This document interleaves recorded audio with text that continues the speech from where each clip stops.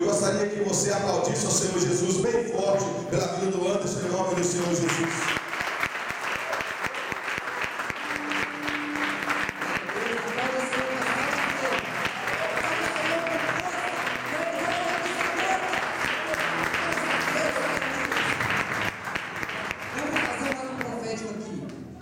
Eu vou ensinar vocês uma coisa. Passa, Daniel, faz favor. Vira pra lá. Quando um ladrão chega para te assaltar, um assalto, o que você faz? Você o quê? Você se rende. Você está rendido para o ladrão. Quando a gente levanta, obrigado. Quando a gente levanta nossas mãos, quer dizer rendição. Vamos nos render ao Senhor nessa noite? Agora vamos dar uma salva de palmas daquela que você nunca deu na sua vida.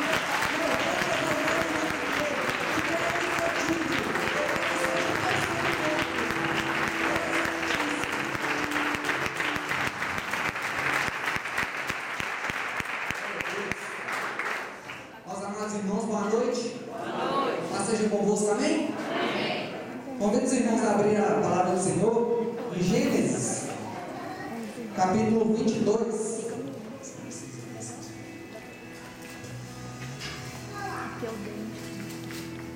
Gênesis, capítulo 22, vamos ver o versículo 1 e 2, amém?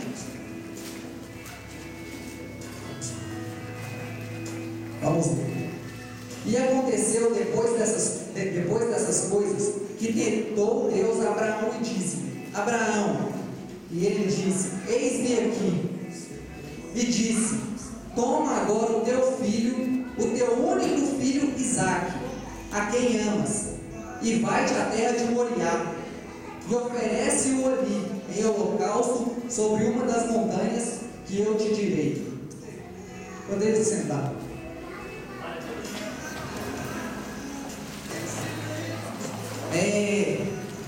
A palavra do Senhor nessa noite, Deus vai lá incomodar Abraão, incomodar entre aspas, vai falar com Abraão, mas não foi uma conversa qualquer. Deus pediu a Abraão um sacrifício. Deus pediu a Abraão uma oferta, porque Deus sabia que era uma oferta agradável, era uma renúncia para Abraão. O Senhor pediu o seu filho Isaque como oferta. Quantos pais nessa noite aqui entregariam o seu filho pela fé, ou entregariam o seu filho por amor a alguém? Creio que ninguém. Mas Abraão, cheio de fé, ele estava sensível à voz do Espírito Santo, ele estava sensível à voz de Deus. O Senhor pediu Isaque como oferta. Abraão não pensou duas vezes. Juntou ali tudo que tinha que juntar, pegou seu filho e caminhou sentido a terra de Moriá. Chegando lá, Abraão prepara tudo, prepara o local para fazer o holocausto, para fazer o sacrifício ali. Mas ele estava certo de uma coisa. Ele estava certo que ele não estava fazendo aquilo em vão. Ele estava certo que ele estava obedecendo a palavra do Senhor, obedecendo a voz do Senhor. Vamos ler lá Gênesis 22 mesmo, capítulo 7 e 8, versículos 7 e 8. Então falou Isaque a Abraão seu pai, e disse: meu pai. E ele disse: eis-me aqui, meu filho. E ele disse: eis aqui o fogo e a lenha, mas onde está o cordeiro do holocausto? E disse Abraão: Deus proverá para si o cordeiro para o holocausto. Abraão foi na confiança, porque ele sabia muito bem a voz que ele ouviu. Nós, como igreja, nós temos que saber reconhecer a voz que nós escutamos. Quando você tem seu pai, sua mãe, seus irmãos, você pode estar longe. Se eles te gritarem lá de trás, automaticamente você vai o quê? Ouvir e reconhecer a voz. Da mesma maneira, Deus conosco. A gente tem que saber ouvir a voz de Deus. Porque também é lógico, Satanás fica soprando. Satanás fala também. Aí que está o poder do filho. O poder de filho. Reconhecer a voz do Pai. Quando nós reconhecemos a voz do Pai, não há nada que nos impeça, não há nada que nos segure.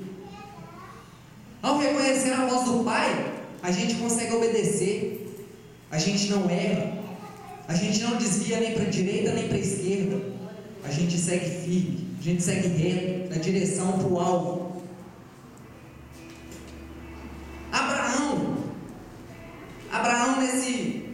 quando Deus o pediu a oferta, Abraão estava disposto a tudo. Abraão estava disposto a renunciar a tudo que ele tinha: casa, família, no caso filho. Mas ele só não renunciava uma coisa, ele só não queria perder uma coisa: a obediência para com Deus. Quantos nessa noite querem ser mais ainda obedientes à voz do Senhor? Glória a Deus. Glória a Deus. Eu tenho uma boa notícia para você. O Pai já está neste lugar. Glória a Deus. E a partir do momento que nós chegamos aqui, Ele já estava aqui. Glória a Deus. O Senhor está atrás de verdadeiros adoradores. Missionários Ele levanta, pastores Ele levanta, membros Ele levanta, mas os verdadeiros adoradores Ele procura. Quantos verdadeiros adoradores nessa noite? Glória a Deus, aleluia.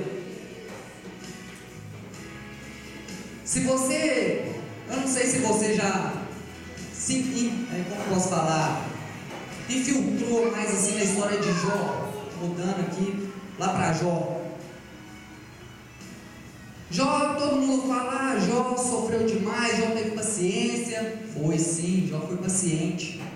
Mas tem um pequeno detalhe na história de Jó, eu não sei se você percebeu. Abra sua Bíblia no livro de Jó. Jó capítulo 1.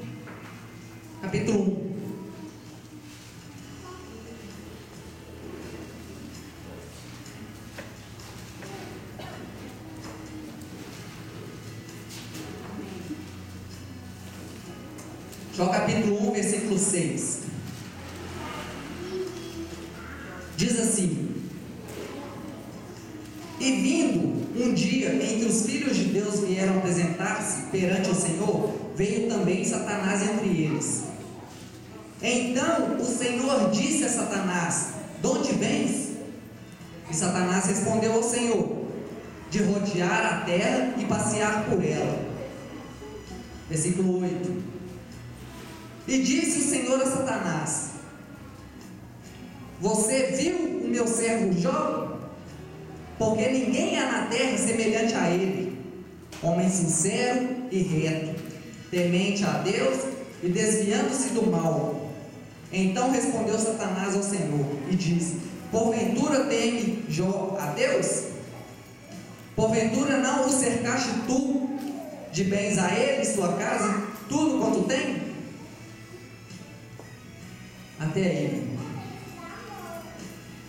Não sei se vocês repararam que Satanás disse que estava rodeando a terra, andou a terra toda, e o Senhor Deus perguntou a Satanás: Ei, Satanás, você viu o meu servo Jó? O meu servo Jó? O Senhor deu testemunho de Jó para Satanás. O Senhor reconheceu a fidelidade de Jó. O Senhor achou em Jó o que ele não tinha achado em homem nenhum.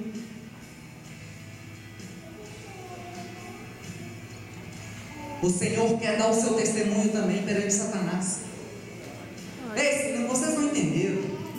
O Senhor, Satanás vai chegar diante do Senhor. O Senhor vai chegar: Satanás, você viu minha filha Gislene? Satanás, você viu minha filha Edilene? Satanás, você viu meu filho William? Glória a Deus. É isso que o Senhor vai fazer. O Senhor quer reconhecer o seu coração. O Senhor quer reconhecer a sua fidelidade. Ele quer dar testemunho sobre você. Ele quer te usar para que você seja alvo, para que você seja testemunho de força. Se você está passando uma luta, uma adversidade, todos nós passamos. Independente do que você está passando, saiba que o que você está passando é para que seu testemunho lá na frente seja reconhecido. Não para a nossa glória, mas para a glória do nome do Senhor. Glória a Deus.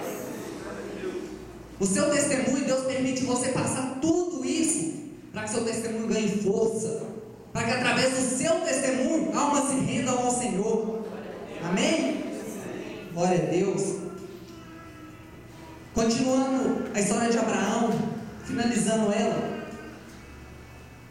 Abraão então chegou ali perante o holocausto. E ele respondeu ao seu filho que Deus ia prover. Na hora que Abraão pegou ali aquela faca para começar ali o sacrifício a Deus,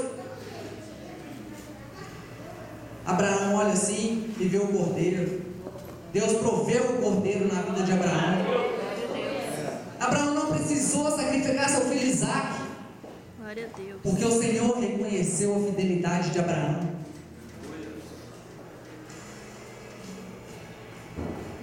E mais uma vez eu pergunto: qual pai entregaria o seu filho por amor, por fé? Aí a gente se vê entre a fé e a razão. Se Abraão fosse olhar a razão, eu não vou matar meu filho não, é o único que eu tenho, é tudo que eu tenho. Mas não, ele usou de fé, ele confiou no Senhor. Quantas das vezes a gente se encontra nessa situação entre a fé e a razão? Quando a gente tem tudo para dizer não, que a nossa razão tem que dizer não, mas a fé vem e pede um sim. Quantas vezes a gente tem o direito, entre aspas, de xingar uma pessoa, mas a nossa fé fala: calma, não faça isso não. Quantas vezes isso acontece conosco? João 3,16: porque Deus amou o mundo de tal maneira que deu seu Filho unigênito, para que todo aquele que nele crê não pereça, mas tenha a vida eterna. Glória a Deus. Você já imaginou se Deus usasse da razão, fosse usar a razão? A gente não teria o Senhor Jesus. Mas Ele nos amou de uma maneira assim, só dele mesmo, sobrenatural, poderosa, que Ele pegou o que Ele tinha, seu Filho amado, Senhor Jesus, nosso Senhor e nosso Salvador. Filho, eu não aguento ver meus filhos ali, eu não aguento, vai lá.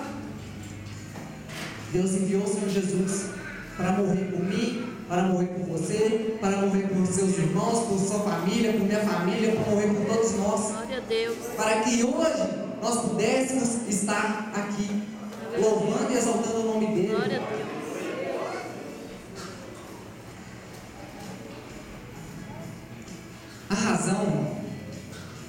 A razão, você tem que colocar numa balança, porque a razão só quer nos levar para longe de Deus. Sempre a razão quer nos afastar. A gente tem que viver pela fé. Assim como o Senhor diz, o justo viverá pela fé. Amém? O homem, quando está cheio da razão, não consegue ouvir a voz de Deus. Mark, suponhamos que essa aqui é a minha alma. Minha alma está aqui. Minha alma está cheia de fé. Está em pé, está firme. Aí começa a vir a razão. A razão acaba com a nossa alma. Aí, quando a gente começa a dar muito ouvido para a razão, o pecado vem, o inimigo começa a nos afrontar. Aí a nossa alma fica desse jeito, fica fraca, caída, se a gente não estiver alicerçado. Aí Satanás, ele chega e pisa na nossa alma. Satanás começa a bater na gente. Obrigado. Satanás, ele começa a querer abusar. Mas isso é direito de escolha nossa mesmo. Isso só acontece se a gente permitir, se a gente quiser. Porque o nosso manual está aqui, ó. Se a gente obedecer, a gente não precisa de mais nada. Porque tudo está aqui.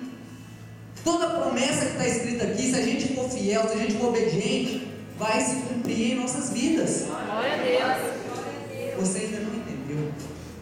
Se nós formos obedientes, mais uma chance, pastor.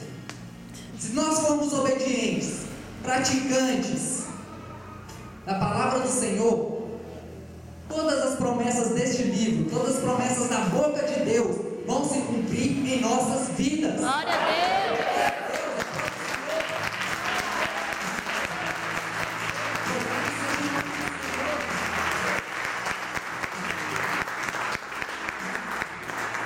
No livro de Mateus 26:51, fala sobre a prisão de Jesus. Quando os soldados chegaram para prender Jesus. Que eu fui falar, tô passando. Aí os soldados chegaram ali, já pegando Jesus. Teve um discípulo do Senhor que usou pela razão. Alguém sabe qual foi? Alguém sabe qual discípulo do Senhor que usou de razão? Foi nosso irmão Pedro. Quando o Senhor Jesus chegou, quando os soldados chegaram para prender o Senhor Jesus, Pedro desembanhou a espada do soldado e cortou a orelha do soldado. Jesus: não, meu filho, não faça isso. Pegou a orelha, colocou no mesmo lugar, curou o soldado. Para você e para mim, para nós vermos que até mesmo quando estamos bem juntinhos de Jesus, bem próximos de Jesus, nós estamos sujeitos ao erro, sim, mas sujeitos por nossa causa mesmo, porque a gente acha que nossa razão, que o nosso ego tem que ser exposto. O nosso ego a gente tem que jogar ele no chão e pisar, jogar ele por terra. Meu irmão, nessa noite, o Espírito Santo quer mudar a sua história. O Espírito Santo quer mudar a minha história. Ele quer mudar a nossa história. Glória a Deus. E assim como nos dias de Pentecostes, Atos capítulo 2, diz que a casa estava cheia. O povo estava reunido, como nós estamos aqui nessa noite, reunidos em nome de Jesus. O povo estava da mesma maneira. Aí diz que eles estavam buscando, louvando ao Senhor, quando do alto, dos céus, veio o vento impetuoso e começou a tomar a casa. O povo começou a dar glória a Deus, o povo começou a dar aleluia. e foram se encontrar línguas repartidas. Glória a Deus. O Espírito Santo começou a distribuir dons, começou a distribuir línguas segundo a vontade dele. Amém. O Espírito Santo vai fazer isso com você nessa noite. Glória a Deus. Vocês não entenderam? Não entenderam. O Espírito Santo vai fazer isso com você essa noite. Glória a Você não vai sair daqui da mesma forma que entrou. Quando você colocar o pé para fora ali, ó, será uma nova história. Deus. Glória a A Deus. bolha que tinha antes, o Senhor pegou e jogou fora. Glória a Deus. A história de hoje é a história escrita pelo dedo de Deus. Amém. Amém? Se coloque de pé.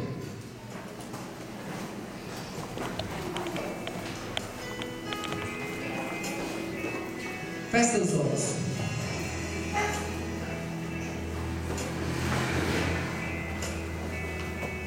Feche seus olhos neste momento, meu querido. Eu quero aqui fazer uma oração especial para você aqui nesta noite. Você que tem sido abatido, você que tem, muitas das vezes, o diabo tem jogado na sua cara que você não vai conseguir. O diabo tem jogado na sua cara para você desistir. Mas o Espírito Santo de Deus, Ele está aqui neste momento. Ele está aqui para te fortalecer. Ele está aqui para te renovar. Ele está aqui para mudar a história da sua vida. Glória a Eu Deus. gostaria que neste momento você fechasse os seus olhos. Melhor, assente no seu lugar. Eu quero que você entenda aquilo que vai ser feito aqui nesta noite. E como o irmão Saúl estava aqui de manhã comigo, e eu disse que logo pela manhã, antes de eu sair para o meu trabalho, eu tive uma conversa com o Espírito Santo.